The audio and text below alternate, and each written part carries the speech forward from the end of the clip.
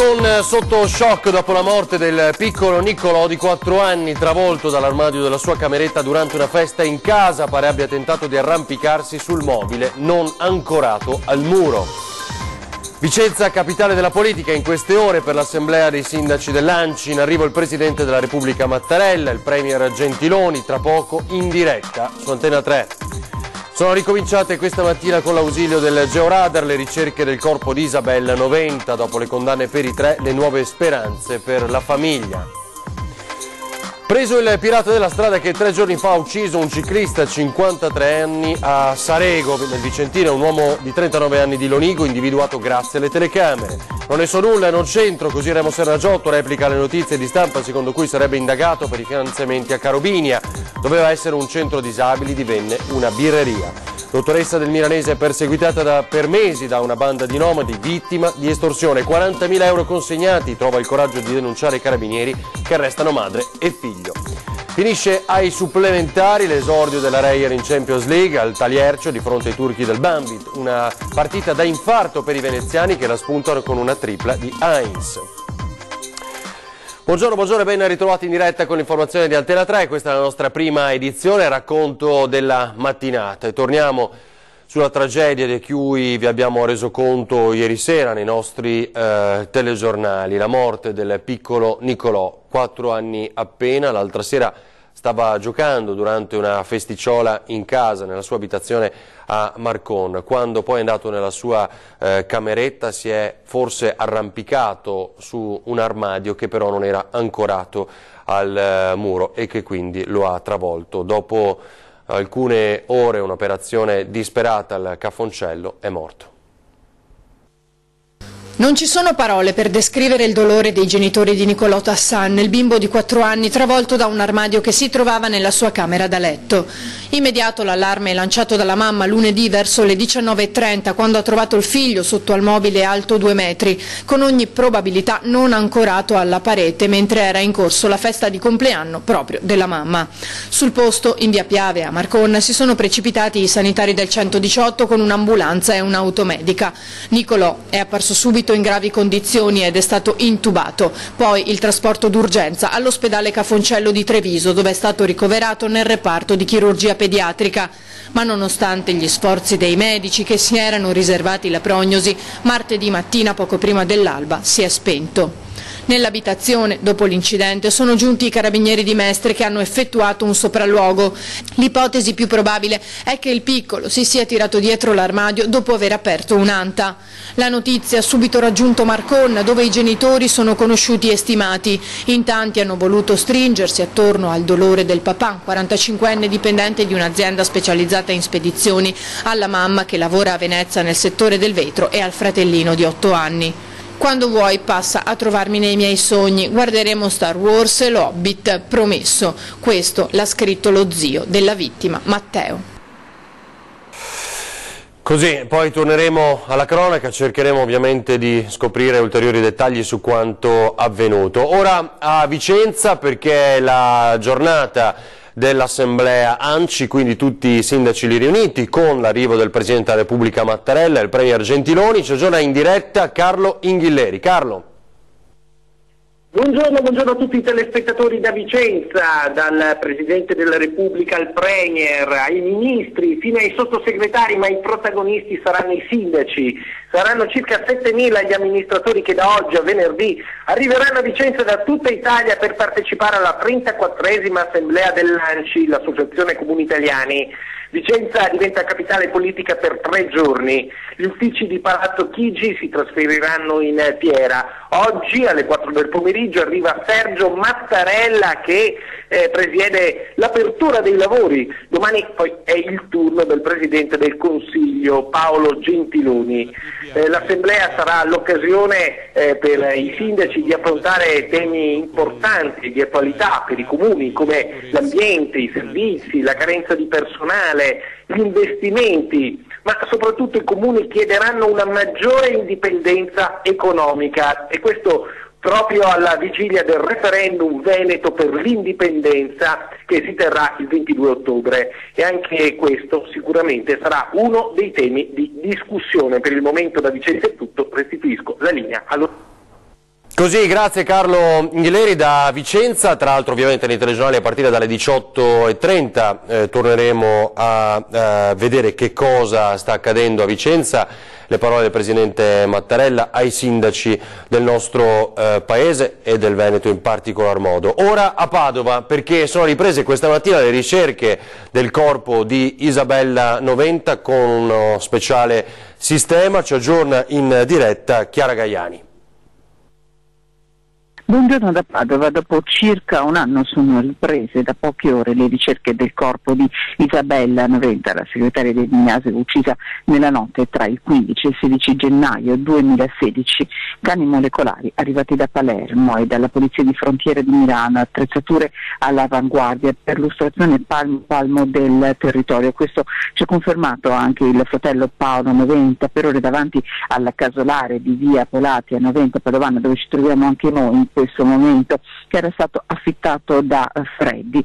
Il corpo secondo me può essere solo qui, ci ha detto al microfono il fratello di Isabella, Paolo, ringraziando la squadra mobile per aver riaperto le ricerche del corpo della sorella. Spero ancora di poterlo restituire alla mia mamma.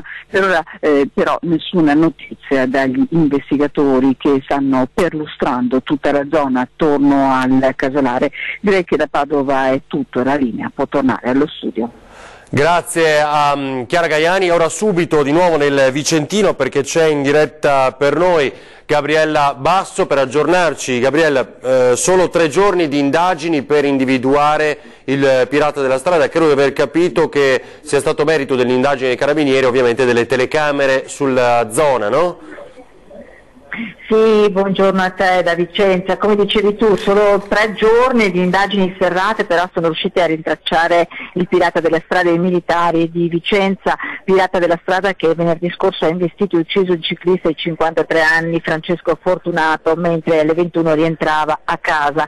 Come dicevi tu, preziose sono state proprio le telecamere. L'investitore è un 39enne di Lonigo, di professione cuoco, in un locale a Vicenza.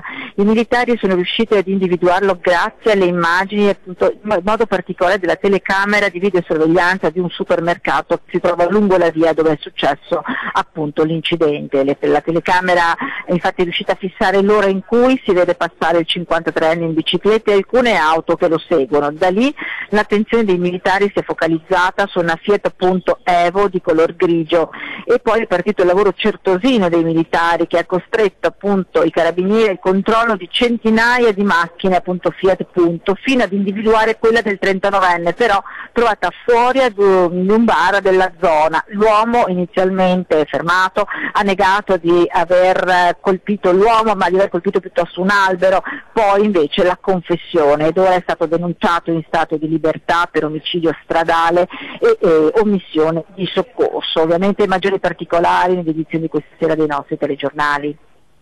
Grazie da Vicentino a Gabriella Basso. Ora lo scandalo di Carobinia, dove ricorderete al posto di una fattoria sociale per disabili viene aperta una birreria grazie ai fondi erogati dalla Regione per progetti sociali. Sono 9 gli indagati, tra questi anche l'ex assessore regionale al sociale, il trevigiano Remo Sernagiotto. Scandalo dell'ex discoteca Disco Palace a Nervesa della Battaglia. La procura di Treviso ha chiuso l'inchiesta su Cade la Robinia e tra i 9 indagati c'è anche l'ex assessore regionale, oggi europarlamentare, Remo Sernagiotto, che secondo l'accusa, assieme all'allora dirigente dei servizi sociali della regione Mario Modolo, diede avvio e finanziò il progetto. Il caso esplose nella primavera del 2015 quando si scoprì che nello stabile dell'ex Disco Palace era stata aperta una birreria aperta al pubblico, laddove invece doveva sorgere una fattoria sociale per disabili, grazie ad un finanziamento regionale di 3.400.000 euro. Fu la presidente della cooperativa Cade la Robinia, Bruna Milanese, anch'ella indagata assieme ai figli e a Giancarlo Baldissin, proprietario della discoteca, a raccontare agli inquirenti che Sernagiotto le consigliò di creare la cooperativa e l'ex dirigente regionale le suggerì di acquistare la discoteca. Da noi contattato l'ex assessore regionale Sernagiotto ribadisce la sua totale estraneità ai fatti. Sono molto sereno, stamattina giustamente ho incaricato l'avvocato Fabio Crea a difendermi, chiederò subito agli inquirenti di ascoltarmi, ho fiducia negli inquirenti, perciò io non ho nulla, male non fare, paura non avere, io non ho fatto nulla di male, tutti i miei atti sono trasparenti e chiari, poi la magistratura ha deciso dopo 3 anni e mezzo, 4, perché ormai sono passati, io non ho mai avuto neanche un avviso di garanzia, però è giusto che la magistratura faccia il suo corso e io farò il mio difendendomi, avendo grande fiducia nella magistratura, e dimostrerò che la mia... Vedremo ovviamente il resto anche dell'intervista, perché abbiamo già sentito, come avrete notato, Remo Serragiotto in mattinata, e anche le dichiarazioni dell'avvocato Fabio Crea nei nostri telegiornali questa sera. Ora subito a Venezia invece, dove c'è Tommaso Stoppa per raccontarci di questa estorsione ai danni di una dottoressa. Tommaso, vittima di 2 nomadi? Sì, più di 2 nomadi, probabilmente 2 sono gli arrestati in questo momento da parte dei carabinieri di Mestre. Davvero una brutta vicenda quella che ha visto vittima questa donna, medico di base, che si è trovata perseguitata per mesi da una giovane nomade che si era presentata in studio da lei, inizialmente chiedendo elemosina e poi in maniera sempre più insistente fino a inscenare un litigio con questa dottoressa pretestuoso per farle credere di aver perso il bambino per colpa sua. La dottoressa ha poi ricevuto la chiamata di un avvocato, probabilmente assolutamente finto, che paventava richieste di danni e la accusava di essere responsabile di questo evento, da cui sono iniziate una serie di richieste di denaro che questa donna, anche sotto minaccia, per mesi ha corrisposto a questa banda di nomadi. Sono circa 40.000 euro i soldi che questi delinquenti sono riusciti a estorcerle, fino a quando ha trovato il coraggio di denunciarli si è rivolta ai carabinieri della compagnia di Mestre, che hanno organizzato il classico appostamento in occasione di una consegna e sono arrivati a questi 2 arresti. Le indagini comunque continuano, per il momento non c'è altro da Venezia. Grazie a Tommaso Stoppa, ne riparliamo ovviamente anche a partire dalle 19 nel telegiornale di Venezia Mestre. Intanto è stato estradato in Italia un minorenne lombardo accusato di aver abusato sessualmente del fratellino più piccolo per soddisfare le richieste di una fidanzatina virtuale, dietro la quale si nascondeva invece un pedofilo. La Polizia di Stato aveva arrestato quest'ultimo e individuato il minorenne, sul quale era stato disposto il mandato di arresto europeo in quanto si era trasferito in Gran Bretagna con la famiglia. Il provvedimento, emesso su richiesta della Procura dei minori sulla base delle risultanze delle indagini compiute dalla Polizia Postale di Verona, era stato eseguito alcuni mesi fa e nei giorni scorsi il giovane è stato riportato sul territorio nazionale e ha confermato agli inquirenti l'autenticità dei fatti documentati dagli investigatori stessi. Una 17enne trevigiana ora aggredita invece a Pordenone da 4 uomini che avrebbero tentato di derubarla. Minuti di terrore in balia di 4 uomini che l'avrebbero aggredita e avrebbero tentato di derubarla. La vittima, una 17enne trevigiana di Susegana. L'episodio è accaduto il 6 ottobre a Pordenone mentre la ragazza stava raggiungendo la stazione. All'improvviso sarebbe stata avvicinata da un gruppo di uomini, uno di questi le avrebbe infilato una mano in tasca cercando di portarle via gli effetti personali. Non si sa cosa sia successo poi, ma i 4 si sono allontanati e la minorenne ha chiamato prontamente i carabinieri dando una descrizione degli aggressori. I militari hanno raggiunto il luogo, ma del gruppo non c'era più traccia. La compagnia di Pordenone ha aperto un'indagine d'ufficio. Al momento la giovane non si sarebbe ancora presentata per la formalizzazione della denuncia. I carabinieri invitano quindi la 17enne a rivolgersi al comando di Pordenone o a quello di Treviso. Intanto rimangono alcuni aspetti della vicenda da chiarire, anche grazie ai filmati delle telecamere di videosorveglianza acquisite dai militari dell'Arma. Brutale aggressione all'esterno di una discoteca a Santa Giustina in Colle, nel Padovano, un 18enne picchiato per aver difeso un'amica dai bulli. Ha difeso un'amica da un bullo che la stava importunando, si è ritrovato con 5 punti di sutura in bocca, un ematoma sulla schiena, un occhio gonfio e il setto nasale rotto e deviato. Brutale aggressione fuori dalla discoteca Stori a Santa Giustina in Colle. La vittima è un 18enne di Camponogara, pestato a sangue da 2 bulli nel parcheggio del locale la notte tra sabato e domenica. Uno dei due aggressori aveva importunato l'amica del 18enne e lui, all'uscita dalla discoteca, l'ha difesa ma è stato preso a calci e pugni. A salvarlo l'intervento dei buttafuori che hanno bloccato i due violenti. Ora il giovane si è rivolto a un avvocato e sporgerà denuncia ai carabinieri. Passiamo adesso al referendum sull'autonomia, giusto per farvi vedere quel che è accaduto ieri sera in diretta a 20:10 con un duro contrasto tra Massimo Bitonci, che è presidente della Lega Nord e Liga Veneta, e Giovanni Tonella del Partito Democratico invece, che è per l'astensione sul voto del 22 ottobre prossimo. Tra l'altro adesso Bitonci da poche ore, sapete, è il legato, cioè segue anche la Lega Nord di Verona dopo un po' di turbolenze in quell'area. Sentiamo. Invece di trovarsi in situazione, come è successo anche ai miei figli, che all'inizio dell'anno non sanno neppure quali saranno gli insegnanti. Questo è tutto per un sistema perverso, ma non solo del nord, ma non si può permettere che vengano qui da noi e dopo prendano e ritornino a casetta. Non c'entra niente l'autonomia, perché la gestione è regionale, dell'ufficio regionale, e ci sono tutte questioni di natura giuridica sull'aggiornamento delle graduatorie. L'istruzione, le competenze, l'ufficio regionale, se vogliamo metterla su questo piano, e non il 100%. Si potrebbe migliorare, e quando la Regione Veneto gestiva la terza area è pure saltata. Che ne gestisce il 20%. Il problema, no, la terza area la gestisce tutta la Regione Veneto. La questione non è questa cosa vuota che non esiste, è l'efficienza. E allora perché, per esempio, sulla Pedemontana, su altre vicende, avete dimostrato questa assoluta inefficienza? Perché sulla sanità tutti i medici di famiglia stanno scioperando e contestano che sul piano sociosanitario state facendo marcia indietro? No, questa è la verità. Perché e sulla sanità devi considerare il taglio milionario che c'è ogni anno da parte dello Stato centrale. Sulla sanità, guarda i numeri, dovete saperlo, questo non è un tema, guarda è il problema dell'efficienza. Se voi date tutti i soldi, se voi garantite gli ospedali a Verona, se garantite mezzo miliardo immagini e progetti di finanza continuamente. Un tantino vivace, dunque ci fermiamo per qualche istante e poi altre notizie, vi aspettiamo.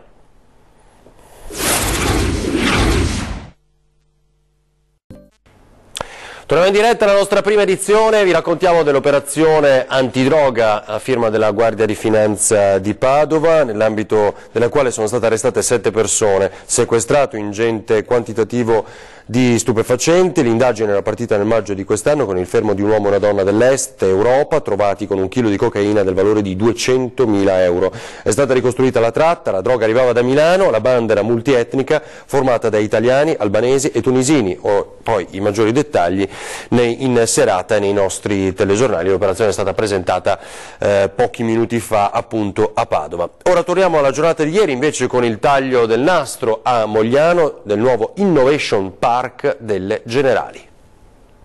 Si chiama Innovation Park ed è la nuova grande realtà nella quale saranno sviluppate le nuove strategie di Generali, rinnovando radicalmente i modelli operativi e di rapporti con la clientela, oltre che il benessere dei dipendenti, 15.000 tra dipendenti e collaboratori. Fulcro del progetto, nella sede di Mogliano Veneto, sono 6 strutture, 6 casette improntate in gran parte sull'utilizzo di innovative tecnologie digitali.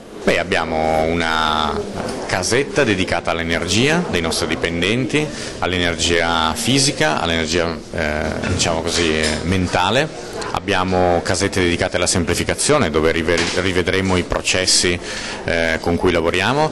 Abbiamo una casetta dedicata all'innovazione, dove sperimenteremo soluzioni di intelligenza artificiale, quindi il panorama è molto vasto e ci aspettiamo grande efficacia da questi luoghi di lavoro. Un progetto da 150 milioni di euro in 3 anni. Resta ora da definire il nodo viabilità, con collegamenti viari adeguati al nuovo centro. Noi stiamo collaborando con Venezia, quindi Generali, Comune di Mogliano e Comune di Venezia, per trovare una soluzione, come dire, ottimale e a lunga prospettiva dal punto di vista della viabilità, quindi per rendere accessibile ancora meglio e ancora di più una realtà come questa, sia per i lavoratori ma anche per tutto il territorio. Ora invece nel veneziano un importante riconoscimento all'ospedale di Mestre, arrivato dall'Unicef per un progetto che appoggia mamme e bambini.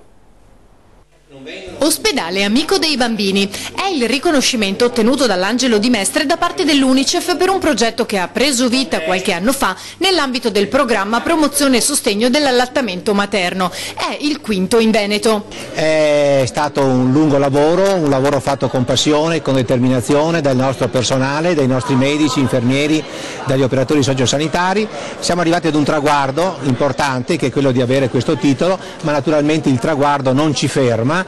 La Regione ha deciso di assumere questo progetto che Unicef mette a disposizione e di implementarlo su tutto il territorio regionale attraverso il programma Ospedali e Comunità Amici dei Bambini OMS Unicef. È innanzitutto un processo di accoglimento della donna in gravidanza, di farle fare un parto più fisiologico possibile, di non allontanare la mamma e il bambino, quindi tenerli pelle a pelle da subito dopo la nascita, senza neanche fare il bagnetto subito, tenerli vicini con il cosiddetto rooming in, cioè bambino e mamma in stanza, presenza molto consistente dei papà, e alimentazione guidata dal bambino e non ad orari, aiutarla molto nella dimissione, quindi che trovi anche quando va fuori una comunità amica e quindi un sostegno anche per i problemi che si possono presentare dopo la dimissione.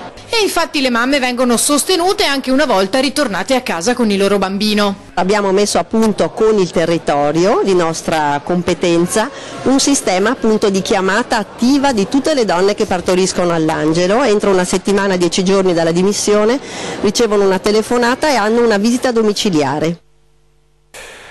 Ora vi ricordiamo come contattare Antena 3, segnalare disservizi, un problema che vivete anche sotto casa ovviamente se riguarda le amministrazioni. Redazione @antena3.it, telefono 0422 023 0898, un sms al 351 1755 340. Una gara massacrante quella della Reyer, ma alla fine si sorride soddisfatti dall'esordio positivo in Europa. Adrenalinico esordio in Champions League per l'Umana Reyer, che al Taliercio sconfigge i turchi del Banvit 108-101 dopo ben 3 supplementari.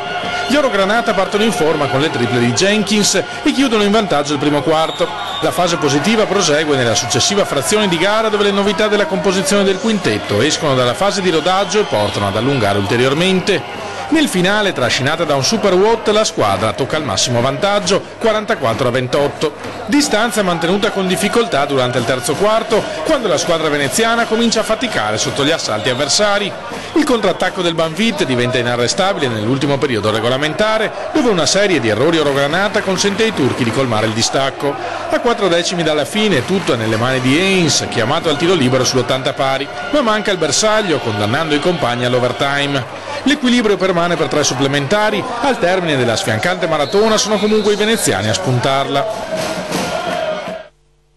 Resta solo il tempo di ricordarvi gli ospiti delle nostre trasmissioni di oggi. Tra poco, pochissimo, insieme a Pier Giorgio Paladin c'è ore 13, quindi si parlerà di musica come volano per il turismo e l'economia delle città, l'esempio di Treviso. Ci saranno ospiti infatti l'assessore al turismo e al commercio Paolo Camolei, Paolo Gatto, organizzatore di Suoni di Marca, e Amedeo Lombardi, che è patron dell'Home Festival. Questa sera puntata speciale invece di 20:10 con Stefano Busolin. Parleremo del caso Ascotrade, con nuove importanti novità dopo le polemiche di questi giorni, l'avrete letto sui giornali. Busolin ospite questa sera a 20:10. È tutto, ci rivediamo con i telegiornali a partire dalle 18:30, adesso le previsioni meteo per le prossime ore. Buona giornata.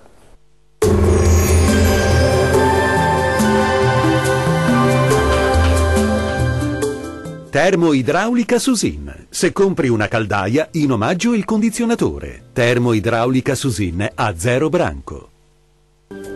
Ci attende un'altra giornata in compagnia del tempo asciutto e stabile sulle nostre regioni. Vediamo il dettaglio.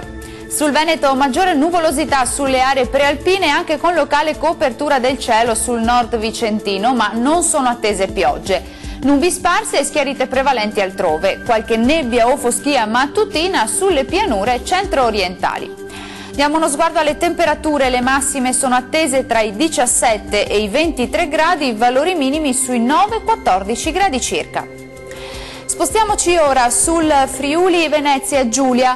Maggiore copertura nuvolosa su Alpi e Prealpi in genere, ma senza fenomeni associati. Ampio soleggiamento altrove. Temperature massime sui 18-21 gradi, minime sui 10-12 gradi circa. Raggiungiamo infine il Trentino Alto Adige, tempo sempre stabile e soleggiato, salvo più nubi sparse sul Trentino in genere e sugli Alpi confinali, ma senza altre conseguenze. Temperature massime sui 21-24 gradi, minime sui 6-9 gradi circa. Il mare sarà quasi calmo sulle coste e poco mosso al largo, i venti deboli da sud-est. Questo aggiornamento è giunto al termine, grazie per l'attenzione, arrivederci.